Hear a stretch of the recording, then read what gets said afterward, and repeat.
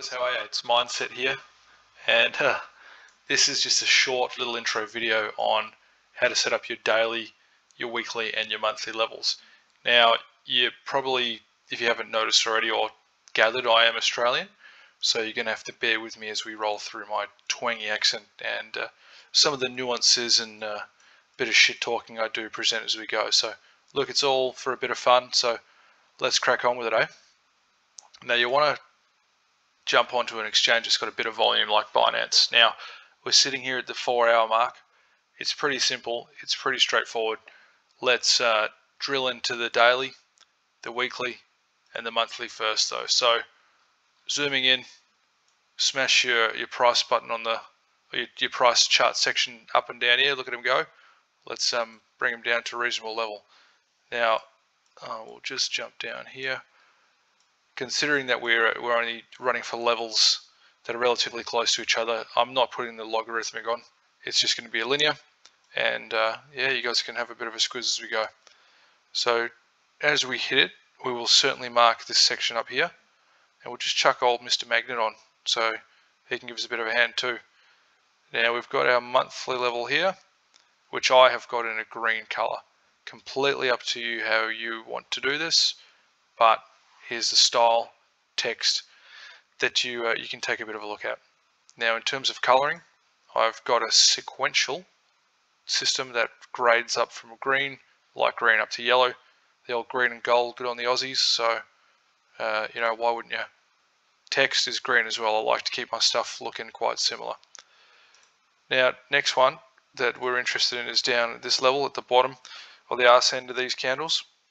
Now we've got here, we'll smash them as a monthly, and if you want to, you can draw another one at this close and this open, but up to you. And if you think about it, this actually forms a monthly range. So you've got your midsection here, monthly high range, monthly low range. Boom, off you go. Drop into the weekly. We can then have a look-see at running with this swing high. Again, we will chuck that on.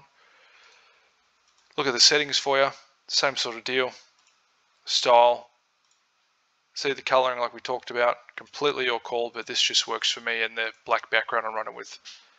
Now the next one we're looking at is going to be down at this level here, and one more up at this level.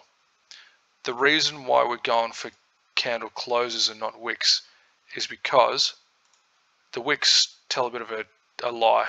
That's where someone got excited, or you know, on a bullish candle, someone got excited, a bit of FOMO going on, or on a bearish candle, then you know, a bit of, you know, someone was scared or whatever, and you know, a lot of dumping and that sort of thing before we find a supply area, which you can see right through here, which is essentially an order block, this whole zone.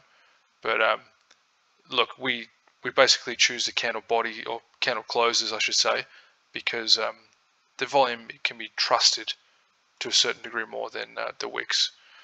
So, alright, we're smashing the weeklies on, and in this respect now, I think we are pretty good.